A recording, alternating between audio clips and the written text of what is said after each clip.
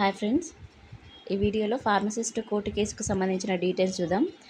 Court case ఎంతవరకు వచ్చిందో ఒక వీడియో చేయమని చాలామంది కూడా అడుగుతున్నారు. అయితే మనకు లేటెస్ట్ లిస్టింగ్ డేట్ అయితే మనకు ఏప్రిల్ 17th అయితే లిస్టింగ్ డేట్ ఉంది. నేను రెగ్యులర్గా ఏమైనా కోర్టు ఆర్డర్స్ ఏమైనా అప్డేట్ అవుతున్నాయని రెగ్యులర్గా నేను చెక్ చేస్తూనే ఉన్నాను. అయితే ఏప్రిల్ 17th ఉన్నటువంటి లిస్టింగ్ డేట్ తర్వాత హియరింగ్ అయిపోయిన తర్వాత నెక్స్ట్ కోర్ట్ ఆర్డర్స్ అయితే అప్డేట్ అవుతాయి. కానీ ఆ రోజైతే కోర్ట్ ఆర్డర్స్ అయితే అప్డేట్ అవ్వలేదు ఇంకా. మరి ఆ రోజు హియరింగ్ జరిగిందా, అటెంప్ట్ చేయలేదా క్లారిటీ తెలీదు. కానీ మనకైతే ఆ లిస్టింగ్ డేట్ రోజు మనకు ఆర్డర్స్ అయితే అప్డేట్ అవ్వలేదు. అంతేకాకుండా మనకి నెక్స్ట్ మళ్ళీ లిస్టింగ్ డేట్ అయితే ఇచ్చారు.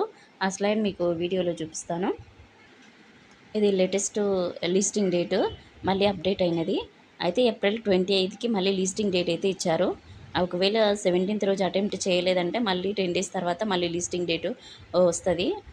మరి ఇప్పుడు లిస్టింగ్ డేటు 28 వచ్చింది కదా, మరి అప్పుడు కూడా అటెంప్ట్ చేస్తారా, మరి లేకపోతే మన కోర్టు ఆర్డర్స్ హియరింగ్ ఏమవుతుంది, ఆర్డర్స్ అప్డేట్ చేస్తారా లేదా చూడాలి. అదేవిధంగా ఎవరైతే కేసు వేసారో వాళ్ళు కూడా కంపల్సరీ వాళ్ళ లాయర్తో ఈ కేసు త్వరగా ఫైనలైజ్ అయ్యే విధంగా వాళ్ళు కూడా ట్రై చేయాలి. వాళ్ళు త్వరగా రిక్వెస్ట్ చేసినట్లయితే ఈ హియరింగ్స్ త్వరగా అటెంప్ట్ చేసి కేసు త్వరగా కంప్లీట్ అవ్వడానికి ఛాన్సెస్ ఉంది.